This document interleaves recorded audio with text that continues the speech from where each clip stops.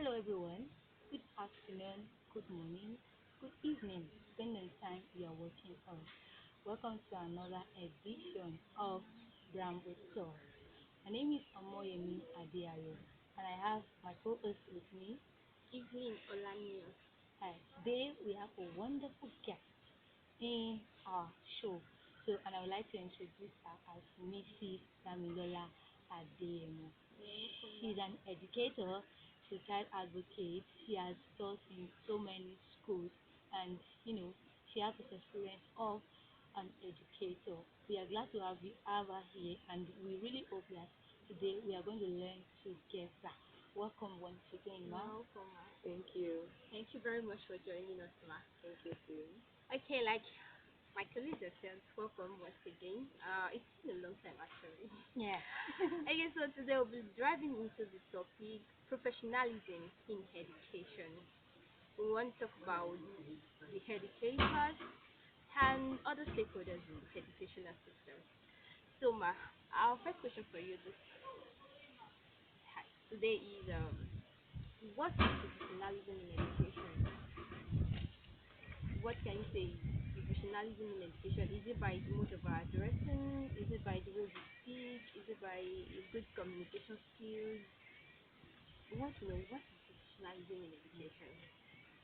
Okay, so before I answer the question about professionalism in education, teachers are those set of people who are not proud of what they do. They are not proud of that profession. So that's the genesis of talking about professionalism in education. So a teacher has to get rid of that self inferiority about the profession that they have found themselves in. So the teaching profession is not an inferior profession, rather, it is a noble profession. So teachers need to have that change of mindset and become proud educators wherever they find themselves. So when we talk about professionalism, it's about the behavior, the attitude, the ethics, the knowledge, the skills that distinguishes you from another person in another profession. A doctor is different from a lawyer. A teacher is different from a farmer. That's because they have those specialized training to become who they are in those different professions. So by the way we dress, by what we know, by the skills we have, the way we carry ourselves, the attitude we show to other people, we show whether we are professionals or not. Hmm. Wow, that's a very wonderful one. Yeah, really, I really really heard wonderful. one point from there. Educator as a teacher is a noble profession, and I'm so proud to be an educator. Yeah, me too. I am so proud to be an educator. I'm proud to be honest. Thank you for the justice you've made for the first question. So, another question that I want to ask is, how can, as an educator, how can we attain the peak of professionalism in this career? Because it's very, very important that you attain the peak of professionalism. So, what are the ways? How can we attain that peak? Okay, so everyone starts their career from somewhere, either by going to a college or a university. And from that place, you find yourself in an organization where you can put to work that training, those knowledge that you have acquired. Exactly. So as you put all of those things to practice, you begin to see some gaps that are obvious. Those gaps are some of the challenges you cannot meet up to. So what you need to now do at those points is be very sincere with yourself. This is what I can do, and this is what I'm yet to do. So you can now start to what? To craft a development plan for yourself, a career development plan for yourself. So you can decide to, further your education. That's how some people go for diploma, do some online courses, take a master's, you know, take some other professional courses that will help them acquire those necessary skills and be able to what? Develop themselves. They're able to do more. Another way again is if you find yourself in a great organization, they will have a continuous professional development plan. Wow. So maybe fortnightly or monthly, they are organizing training for their educators, they are organizing training for their teachers, or maybe quarterly, there's some sort of training to mitigate certain training needs that those educators will have. So whichever you find yourself, the most important thing is you cultivate a growth mindset. I want to keep developing. I want to keep learning. I want to be able to what? To do more. So that's what will help you to what? To reach the peak of your career. And then don't settle for less. As you get to that stage, you know, you want to yearn for more. So it may mean that you leave one organization to a greater organization, Oh. but that decision is left for you to what? To make it. It could also mean that, great educators have started as what? Teachers. But some people go on to become what? School owners, boards of directors of schools, go on to managerial level because they want to exert greater levels of influence in this education space. Wow. Hmm. Wow. That's so So so wonderful. Thank wonderful. you very much, Ma. Develop yourself, have a growth mindset, and do not limit yourself. Yes, That is definitely. so wonderful. Okay, Ma. So the next question: is there any difference between a good educator and a great educator? And if there is, what makes an educator good, and what makes the other educator great? Great. Okay. Great educator, good Good educator. educator. Okay, sometimes those things just come as cliches, but Yeah. however, the most important thing about an educator is impact. Hmm. Wow. Impact, and that impact is on majorly on the students. You may have impact on your community, on parents, on other colleagues, but the greatest impact is largely on the students that you come in contact with, or the students that you get to teach in your lifetime. So whenever you want to be an educator, a good educator or a great educator is determined by the level of impact you are able to make in your students. So a good educator may be an educator, you're able to meet your learning goals, achieve your learning objectives, your students are learning what they should be learning, and they are great performers. But a great educator is what? Is somebody that inspires a learning culture in students. Students are able to, own their own learning journey. Whether you're there or not, they want to learn. Whether you're there or not, they behave in the right way. They are people of integrity, people of character, who can do the right thing anywhere, anytime. And there are people also who are people of empathy. They also want to what? Impact their community and go on to what? To do great things. And maybe they will end up being an educator like you. Yeah. Oh, okay, okay. So, so the best thing is the impact you are making in the education system. So, to your community, to the learner, to the student, to everyone that comes across your way. So, the impact is the best.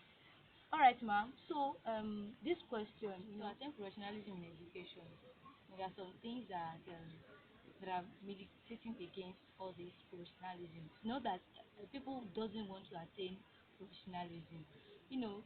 So there are some kind of issue that I want to ask about.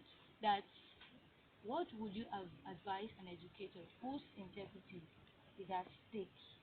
You know, maybe the job is even at stake to satisfy the employer or probably the parents, maybe in terms of grade and based on merit, there's some schools that does all of those things that you must give the students good grade, even if they don't merit it. So what do you advise an educator? And because we are trying to attain professionalism and integrity is one of the core values, like to attain professionalism. So what would you advise such educator? Okay. So teachers, educators are people of integrity. So that's a baseline you must not trade for anything, any day, anytime, and in any situation you find yourself. So the first thing to do is on the side of your employer, you need to speak to that employer and allow the employer reason with you. Bring forth strong reasons that will make the employer see that what you are doing is not sustainable. Mm. The children are not going to learn. They are not going to turn out to become productive members of the society. Rather, they will be what? Corrupt people who will be forever dependent on their parents and dependent on the society. And that will make them what? Burden. Then on the side of the parents, educators have what? A responsibility to what? To always liaise with parents. Your relationship with parents are very important. What you are teaching in school, they are the ones that will reinforce it at home.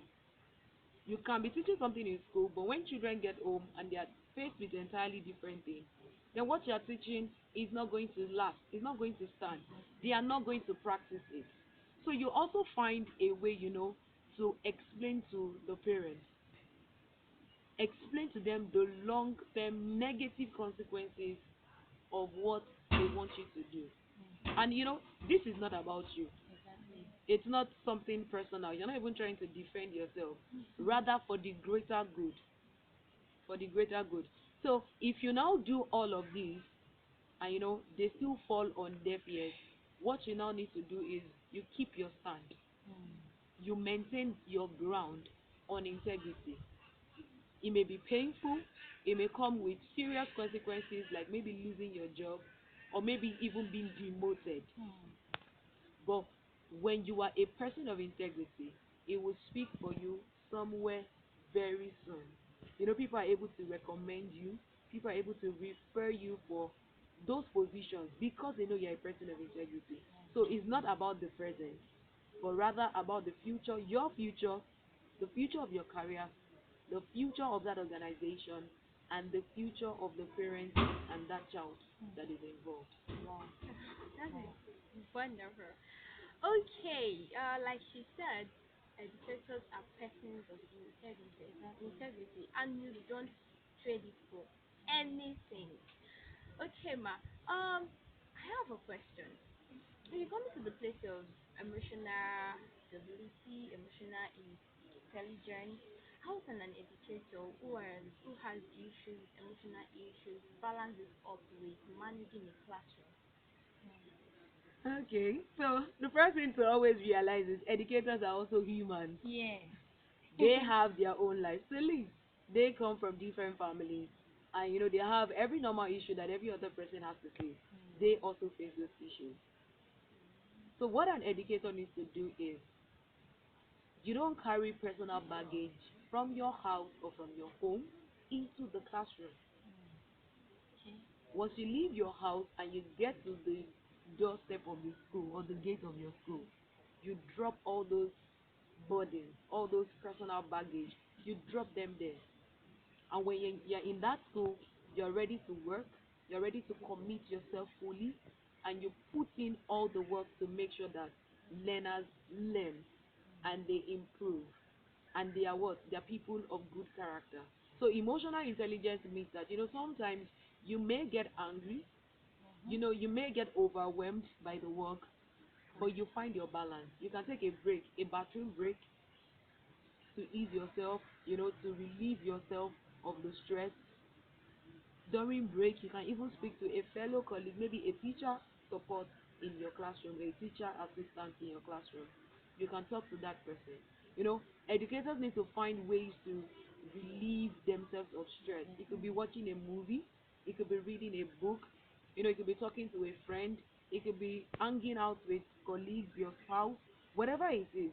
You find what works for you, and you always what? You always find ways to refresh yourself. Then never take your weekend for granted. Those are times you should cherish to rejuvenate your body. You've worked all week, so now is the time to take care of your body and rest. So find ways to keep you fresh. Find ways to take out your stress. Oh. Oh. That Never take your weekend for granted. Yes, I got that. Never take your weekends for granted because they are very, very important. Yes, they're very, very important. That's why we don't work all through the week. Because if we have to work all through the week, I mean, you have to think about the consequences. All right, thank you very, very much for that response. We are so glad to have you because we have learned. I've learned so well. Yes, I've learned so well. All right. So, in a very, very brief time, we want you to kindly share your experience, like as an educator. What have been your experience? How has been journey so far? Challenges, the success. How you overcome the challenges. Exactly. So we want to hear. Okay. Okay, so my journey has been an interesting one. I've had opportunity to work in public space and the private space. And then one thing that has always stood out for me is being resourceful. In anything you do, you have to be resourceful.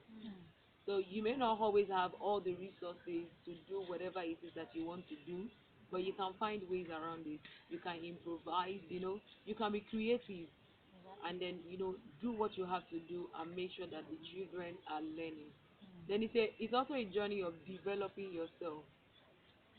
The way you teach in a public space is different from the way you teach in a private space. Exactly. There's so much demand. There's much more demand on you in the private space because those organizations are performance driven and they are there to make profit. They are there to satisfy customers. So you must align, you must be able to deliver to continue to remain relevant in that space. And that's why continuous development is very important. So it may cost you some money, but deny yourself in the present to be able to get what much more relevant in the future. Wow.